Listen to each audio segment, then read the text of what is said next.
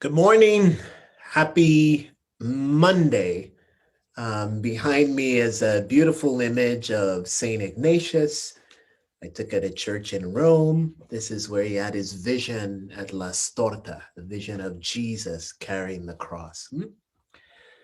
Well, may the peace, the shalom, the restoration that comes from the heart of God guard your hearts and minds this Monday. So today we're actually beginning a whole new letter. This is a letter that Ignatius addressed to a man named Jaime Cazador. So we'll spend this session simply talking a little bit about who this person was.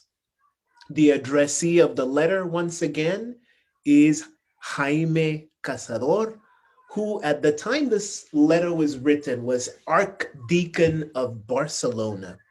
And on May 16, 1546, he was appointed Bishop of Barcelona. So here we have one of the first letters to a bishop of Barcelona. And he was a benefactor of St. Ignatius. He would send alms to Paris several times so that Ignatius could continue his studies.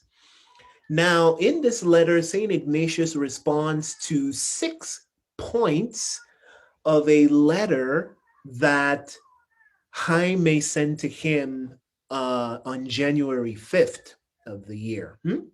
So these are the 6 things that he tackles, and we'll get extracts that talk about this week.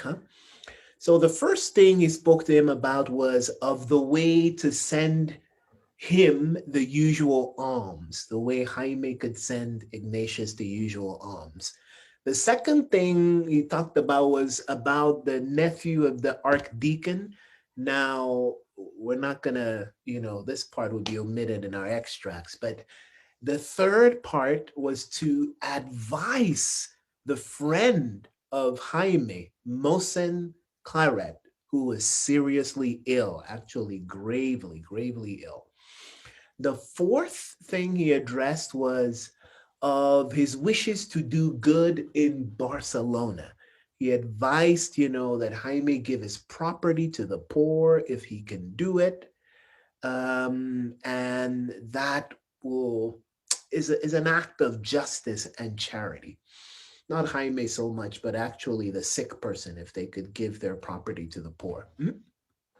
Then he also, the fifth thing, talks about the benefits of dealing with spiritual people in our lives. And the fourth, he mentions something about a convent of Santa Clara. I think it was going to be closed. And so Ignatius explains the reasons why God sometimes allows troubles and labors for people who are dedicated to the divine service. So there you go. There's a whole lot in the letter. And starting from tomorrow, we'll begin to take some extracts from it. So let's just say a quick prayer. Loving God, our Father, in St. Ignatius, we see someone who was open as a spiritual director, really, and through his letter writing, accompanying people on their journey. We see the beautiful relationships that unfolded in these letters, the mutual help of one to another in the giving of alms and the giving of spiritual advice.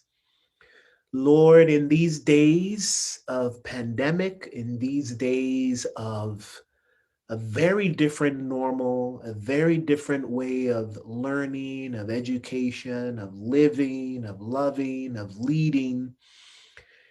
Help us, Lord, to be attentive to one another. Help us to continue to reach out in love and care. And especially as Lent approaches, deepen our almsgiving, our prayer, and our sacrifice one for another.